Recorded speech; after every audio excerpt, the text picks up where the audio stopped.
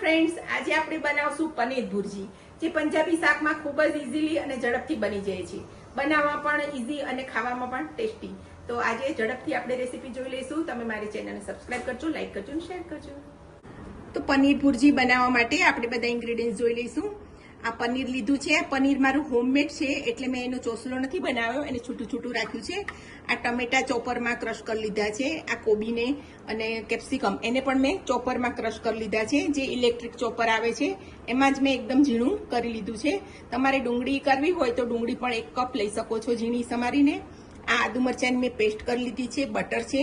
આ ગરમ મસાલો છે. તમારે જો કિચન કિંગ મસાલો હોય તમારી પાસે કે પંજાબી શાકનો મસાલો હોય તો તમે એ પણ લઈ શકો છો. આ રેગ્યુલર મસાલા છે, મીઠું છે અને તેલ છે. તો હવે રેસીપી સ્ટાર્ટ કરશું. તો પેન મેં ગરમ થવા મૂકી દીધું છે. એની અંદર આપણે બટર એડ કરી દઈશું. એકલું બટર લેવું હોય તો એકલું બટર પણ લઈ શકો છો, પણ એકલું બટર બળી જાય તો થોડુંક તેલ તો ઉમેરવું પડે છે. અને તમારી પાસે જો બટર અવેલેબલ ના હોય તો તમે ઘી અને તેલ પણ મિક્સ કરી શકો છો. તો આપણે 2 ચમચા જેવું તેલ મૂક્યું છે અને 1 ચમચી મોટી આપણે બટરની એડ કરી છે. તો બટર આપણું ઓગળી ગયું છે. એની અંદર આપણે 1 ચમચી જીરું એડ કરી દઈશું.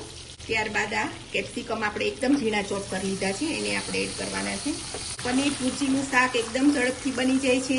એમાં કોઈ ગ્રેવી કરવાની કે બાફવાની કે એવી કોઈ ઝંઝટ નથી રહેતી. તો પંજાબી શાક ખાવું હોય તો ઝડપથી આ પનીર ભુરજી આપણે બનાવી શકીએ છીએ.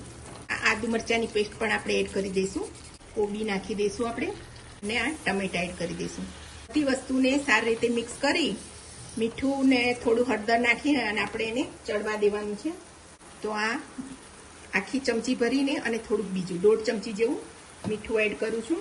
આપણે અડધી ચમચી હળદર નાખીએ છીએ. બધી વસ્તુને સારી રીતે મિક્સ કરી અને આપણે એને ઢાંકીને થોડી વાર કૂક થવા દેવાનું છે. તો 2 મિનિટ થઈ ગઈ છે અને આપણું વેજીટેબલ બધું કૂક થઈ ગયું છે. હવે એની અંદર આપણે મસાલા કરીશું. તો એક આખી મોટી ચમચી ભરીને આપણે મરચું નાખ્યું છે.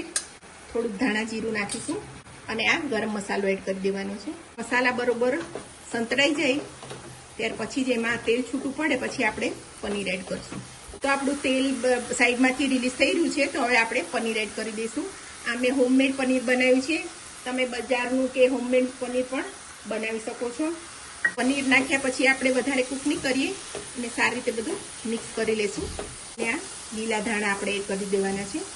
આપણું પનીર ભુરજી તૈયાર થઈ ગયું છે. હવે આપણે એને સર્વિંગ બાઉલમાં લઈ લઈશું.